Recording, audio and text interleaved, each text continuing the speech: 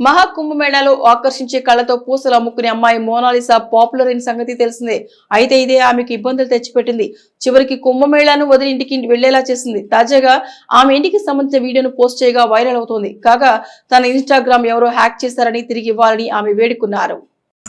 Gas में यहाँ रहती हुई मेरा घर है। यहाँ पे 150 लोग से भी ज़्यादा लोग रहते हैं। अब मैं प्रयागराज में भी गई माला रुद्राक्ष बेचने के लिए, वहाँ भी माला रुद्राक्ष नहीं बिका। किसी ने मेरी आईडी भी हैक कर ली है। तुम लोगों ने मुझे बहुत प्यार दिया था। ये आईडी ने किसी ने भी हैक करी है, उसको ज़रूर उन तक भेजाए और मेरी आईडी वापस कर दे। मेरी इच्छा थी कि मैं इंस्टा आईडी पे कुछ कमाऊँ, लेकिन अभी किसी ने हैक कर ली। मैं क्या करूँ, अभी मुझे कुछ समझ में नहीं आ रहा है।